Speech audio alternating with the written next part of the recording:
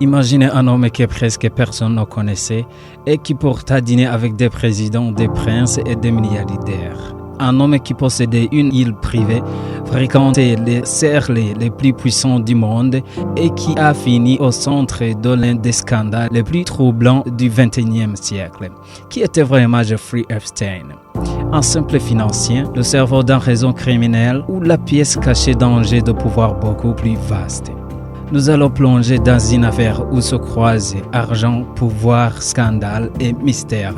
Bienvenue dans cette analyse, l'affaire Epstein, car les secrets des élites secouent le monde. Si vous aimez ce contenu, n'oubliez pas de vous abonner à la chaîne, de laisser un like et de partager la vidéo autour de vous pour que cette information touche encore plus de personnes.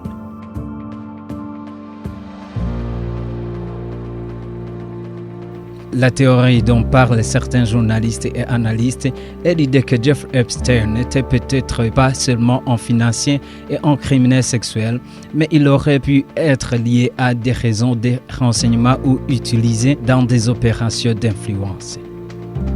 Pour bien comprendre l'affaire Jeffrey Epstein, il faut d'abord regarder qui était cet homme, comment il est devenu puissant et pourquoi son nom a choqué le monde entier.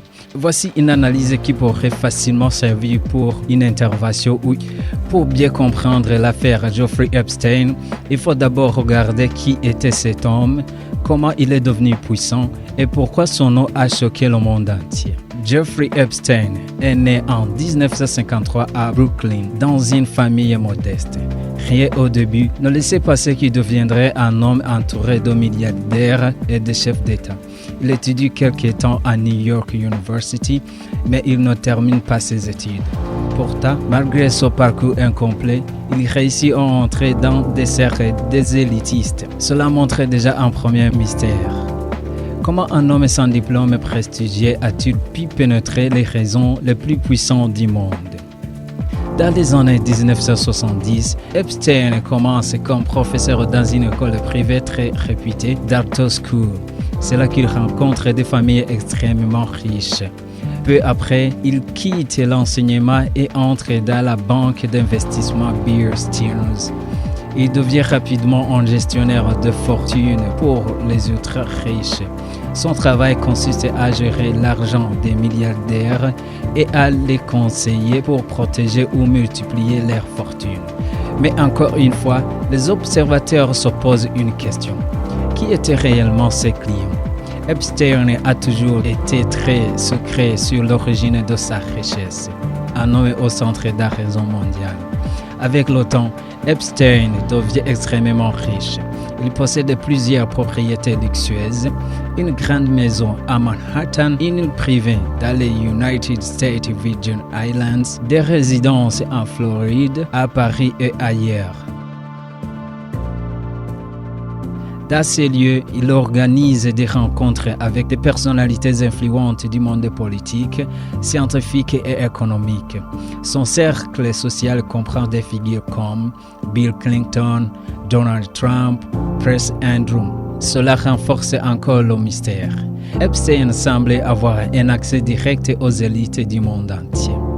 Au début des années 2000, plusieurs jeunes filles accusent Epstein d'abus sexuels. Une enquête est ouverte en Floride. En 2008, il est condamné pour une prostitution impliquant une mineure, mais il reçoit une peine très légère. Beaucoup de critiques disent que son argent et ses relations l'ont protégé. Pendant plusieurs années, l'affaire semblait disparaître.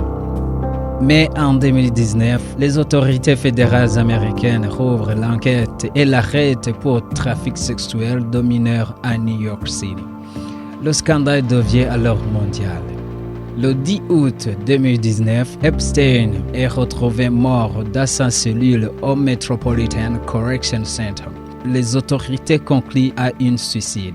Mais cette mort provoque une énorme controverse car beaucoup pensent qu'il aurait pu révéler des informations compromettantes sur des personnes très puissantes.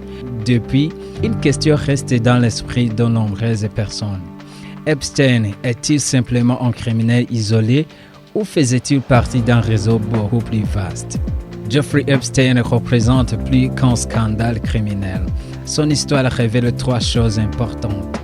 La proximité entre riches et pouvoir, les réseaux fermés des élites mondiales, les limites de la justice face à l'influence. C'est pour cela que son affaire est devenue un sujet d'intérêt mondial, politique et même géopolitique. Dans l'histoire de renseignement international, certaines agences ont parfois utilisé une technique appelée compromission ou compromat.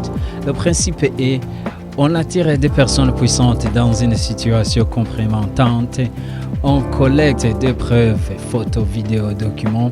Ces preuves peuvent ensuite servir à faire pression ou influencer des décisions politiques. Ce type de stratégie a été utilisé dans différents contextes pendant la Cold War. C'est pour cela que certains analystes se sont demandé si le réseau d'Epstein pouvait servir à cela. Quand Epstein est mort en 2019 dans une prison fédérale à New York City, officiellement par suicide, beaucoup de personnes ont trouvé cela suspect. Pourquoi? Parce que son procès aurait pu révéler des noms importants, des relations sensibles, des informations embrassantes pour des élites. Cela a alimenté encore plus les théories. La théorie du lien entre Epstein et les services de renseignement repose sur 3 éléments. Son accès à des personnalités extrêmement puissantes, l'origine mystérieuse de sa fortune, la possibilité de collecte d'informations compromettantes, mais jusqu'à aujourd'hui, aucune preuve officielle n'a confirmé qu'il travaillait pour un service de renseignement. L'affaire Jeffrey Epstein restera probablement l'un des scandales les plus troublants de notre époque.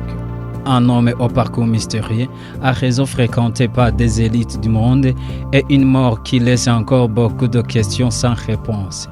Mais au-delà du scandale, cette affaire nous rappelle une réalité. Dans les coulisses du pouvoir mondial, l'argent, l'influence et des secrets s'entremêlent souvent d'une manière que le public ne voit presque jamais. Alors la vraie question reste peut-être celle-ci. Avons-nous vraiment découvert toute la vérité ou seulement une petite partie d'une histoire beaucoup plus vaste? Merci de nous avoir suivis. À très bientôt pour une nouvelle analyse.